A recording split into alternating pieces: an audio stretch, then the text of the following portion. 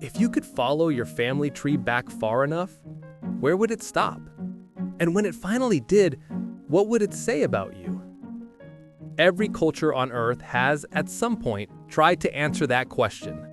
Some carved names into stone, some into memory, some into pixels.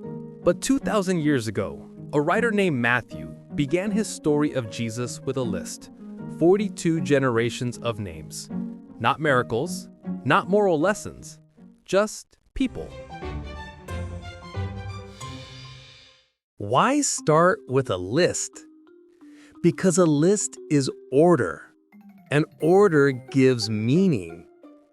In a way, Matthew's genealogy is humanity's first hyperlink. Each name, a blue underlined doorway into another story. Abraham begat Isaac. Isaac begat Jacob. Scroll enough, and you realize this is the world's earliest database of belonging. But think about this. We live in an age of infinite genealogies. Each of us now exists as a node in a digital family tree that never stops branching. When you map all human DNA, the entire planet becomes a single massive organism slowly remembering itself. And that's weird, because the further science traces our line, the smaller the difference between us becomes. Every person alive shares a common ancestor only about 3,400 years ago.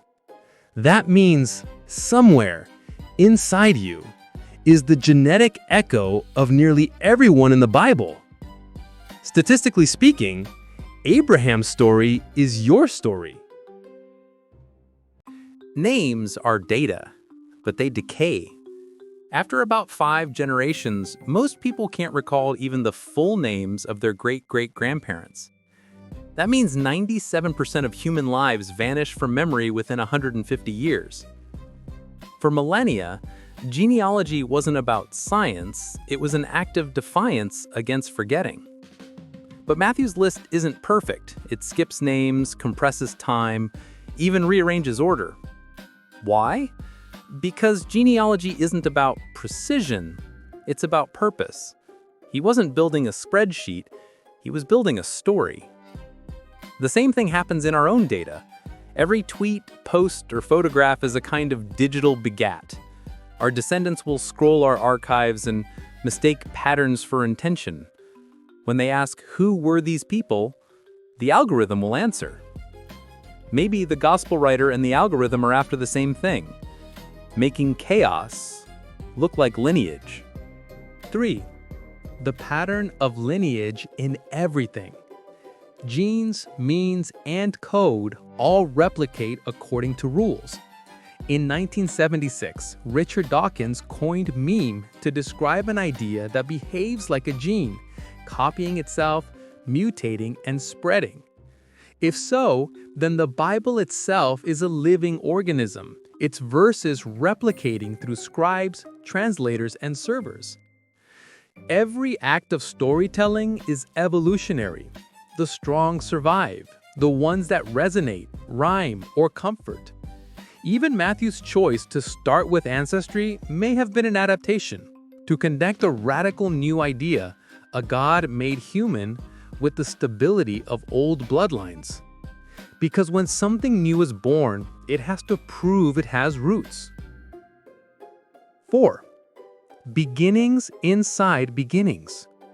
Open Matthew 1 and you'll read, "This is a genealogy of Jesus the Messiah, the son of David, the son of Abraham." But the word translated as genealogy is Genesis, the same word that opens the entire Bible, which means Matthew starts his book the same way the universe started, by saying, "Let there be a beginning." That's not just literary symmetry, it's the human instinct to replay creation. Every birth, every invention, every video upload is a miniature Genesis, a second chance for the universe to notice itself.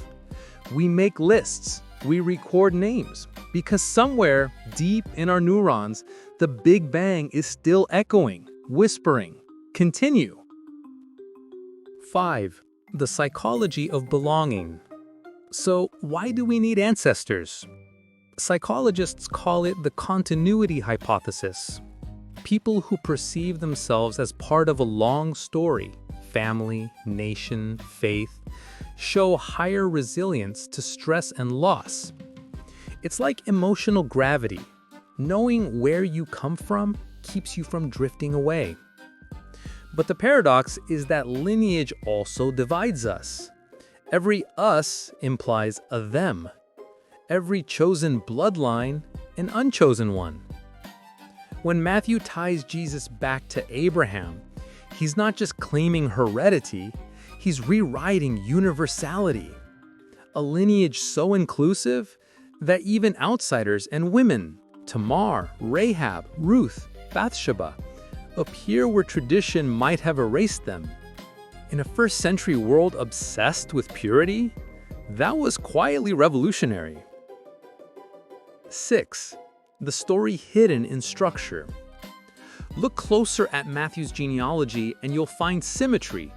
3 groups of 14 generations. 14, the numerical value of David in Hebrew letters. It's poetry disguised as paperwork. Patterns like this appear everywhere in nature. Fractal snowflakes, spiraling galaxies, Fibonacci petals, reminding us that structure itself tells a story. Maybe that's why our brains find rhythm so satisfying. It's the fingerprint of comprehension. So when you look at Matthew 1 and think, it's just a list, remember that your DNA is also just a list, 3 billion lines long, and somehow it tells the story of you. 7. What it all means now. When you zoom out far enough, genealogies stop being about people and start being about persistence. Every name is a syllable in a sentence the universe is still trying to finish. Abraham, Isaac, Jacob, you. If Matthew were alive today, his genealogy might scroll endlessly. A timeline, an algorithmic feed connecting every human who ever lived. Maybe that's what heaven looks like. The ultimate family tree rendered as a network, glowing softly in the dark. 8. Ending thought. The first chapter of the New Testament doesn't begin with thunder or revelation. It begins quietly, with continuity, with the recognition that everything that is came from something that was. Before there was a savior, there was a sequence. Before there was meaning, there were names. And before there was you, there was someone who imagined you into being. A genealogy, then, is not just a list. It's the sound of life arranging itself into harmony. Notes separated by generations, tuned by time, still resonating in us. Maybe that's why the story still matters. Because even across centuries, the melody of belonging continues to play. And if you listen closely enough, you might just hear your name in the song.